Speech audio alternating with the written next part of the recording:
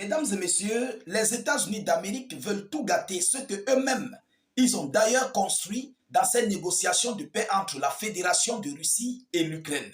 Et c'est une très mauvaise décision que M. Donald Trump vient de prendre ces dernières 24 heures à l'encontre de la Fédération de Russie. Une décision qui est contrairement aux idéologies de M. Vladimir Poutine pour ces négociations de paix et qui sont même d'ailleurs l'une des lignes rouges de M. Poutine et son administration. Alors, ces dernières 24 heures, M. Donald Trump dit ouvertement qu'il faut que la Russie accepte que l'Ukraine se défende. Oui, que la Russie doit accepter le droit de l'Ukraine de se défendre. Je vais décortiquer pour que vous puissiez mieux comprendre.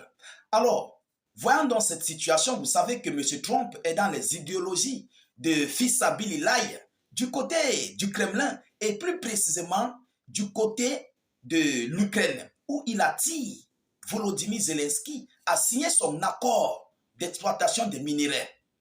Alors, et aussi, ça permettrait aussi aux États-Unis d'Amérique de flatter mieux l'Ukraine et pour que Volodymyr Zelensky doit accepter d'aller sur la table de négociation pour mettre terme à ce conflit russo-ukrainien. Vous comprenez? Alors, autrement dit, M. Donald Trump, dans son objectif de mettre la paix, veut la fin de ce conflit russo-ukrainien. Nous sommes d'accord. Mais voyons voir ce que M. Trump vient de déclarer. Et nous allons décortiquer parce que c'est une situation très critique, très sensible. Et c'est même pourquoi la Russie se bat contre l'Ukraine. Oh oui, c'est l'un des points clés. Vous comprenez? C'est l'une des causes profondes de ce conflit russo-ukrainien. Alors, mettez beaucoup de j'aime, partagez la vidéo au maximum. Surtout, n'hésitez pas de mettre vos avis en commentaire et de vous abonner. Les États-Unis d'Amérique vont exiger de la Russie qu'elle accepte le droit de l'Ukraine à se défendre. Selon l'agence Bloomberg, c'est Bloomberg qui cite ses sources. Vous comprenez? Dans le cadre d'un accord de paix, les États-Unis d'Amérique vont exiger de la Russie qu'elle accepte le droit de l'Ukraine de développer sa propre armée et son industrie de défense, rapporte l'agence Bloomberg. C'est le message que l'émissaire américain Steve Witkoff vient délivrer à Moscou, alors que la Russie voudrait que l'Ukraine soit démilitarisée, l'un des principaux objectifs de guerre déclarés par Vladimir Poutine. L'un des principaux objectifs de guerre par Vladimir Poutine. Alors, Washington veut pousser Vladimir Poutine à laisser l'Ukraine à gonfler ses capacités d'armée, de défense. Bon, pour la Russie, ça ne dérange pas. Parce que chez Vladimir Poutine, il va laisser. Il ne peut pas quand même dire non ouvertement à M. Donald Trump. Ce qui est sûr, il va conditionner cela par une autre condition. Ah oui, nous connaissons les Russes. Ils vont conditionner cette déclaration de M. Donald Trump par une autre condition, peut-être du côté de l'OTAN ou je ne sais pas trop. Mais pour Trump, il veut attirer l'Ukraine à signer son accord de paix. Et puis, ils vont voir ce qui va arriver.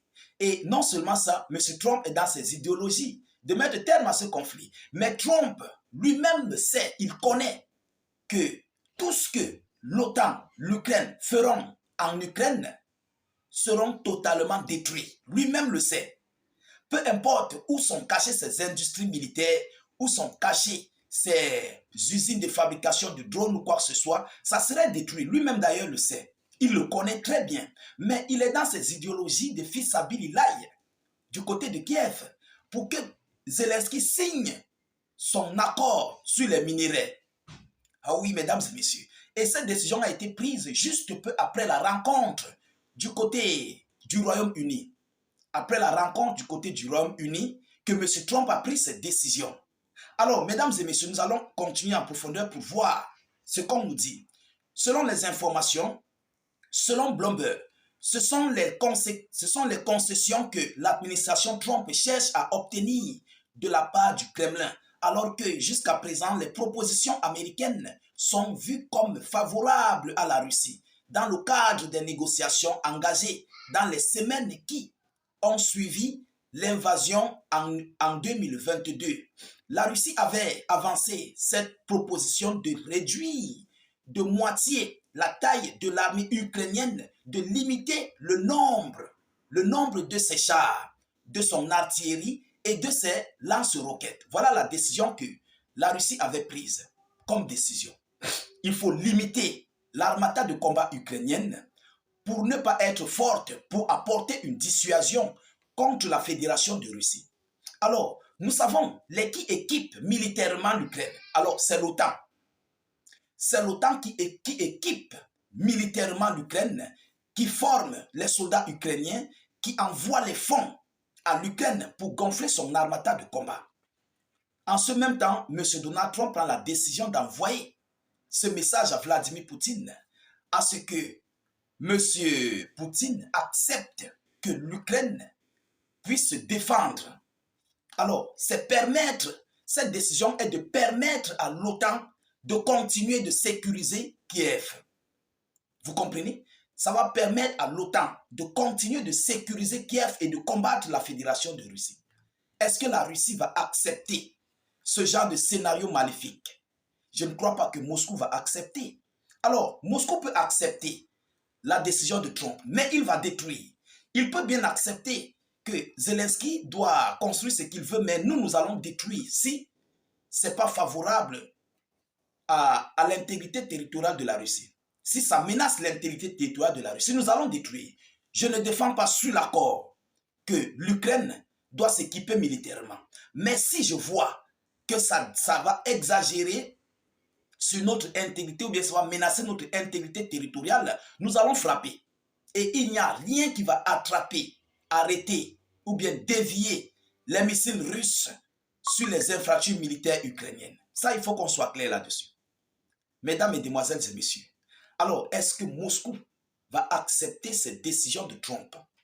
Est-ce que la Russie va permettre à l'Ukraine de se défendre? Si Moscou accepte que l'Ukraine se défende, c'est que Moscou a accepté que l'OTAN équipe militairement l'Ukraine. C'est ce que cela veut dire.